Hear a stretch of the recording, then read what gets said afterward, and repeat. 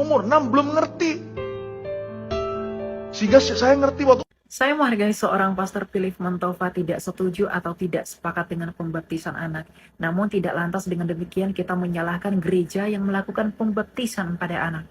Dan berikut ini merupakan argumentasi pembaptisan pada anak. Pembaptisan anak merupakan interpretasi dari teologi perjanjian, di mana menurut Galatia 3 ayat 13-14, supaya di dalam Kristus berkat Abraham sampai ke seluruh bangsa-bangsa. Lalu apa itu berkat Abraham? Menurut Galatia 3 ayat 29, jikalau kita adalah milik Kristus, maka kita juga adalah keturunan Abraham secara rohaniah dan berhak menerima janji Allah. Lalu janji apakah itu? Yaitu janji yang ada di dalam berkat Abraham, yang menurut Kejadian 17 ayat 7, agar Allah menjadi Allah Abraham dan Allah keturunannya. Dan kita yang percaya kepada Kristus menurut Galatia 3 adalah keturunan Abraham. Dan tentu saja sebagai bentuk peneguhan dari janji itu, maka Allah membuat sebuah ketetapan, yakni ketetapan sunat.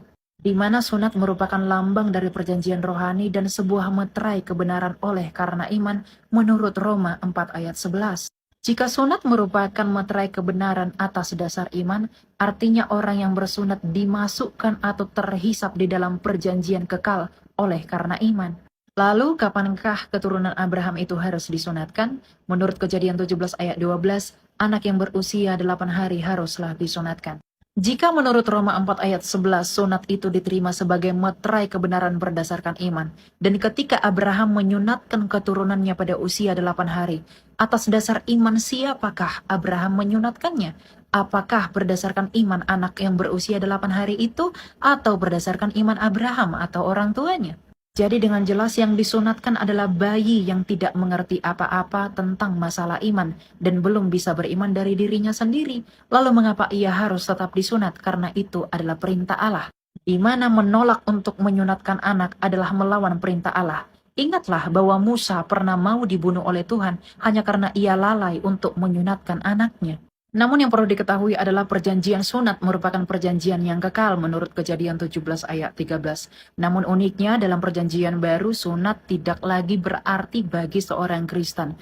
Karena tanda sunat telah digantikan oleh tanda baptisan menurut Kolose 2 ayat 11 hingga 12.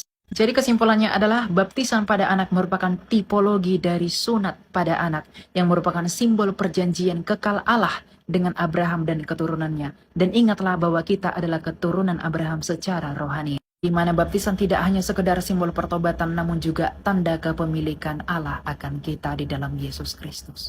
Tuhan memberkati.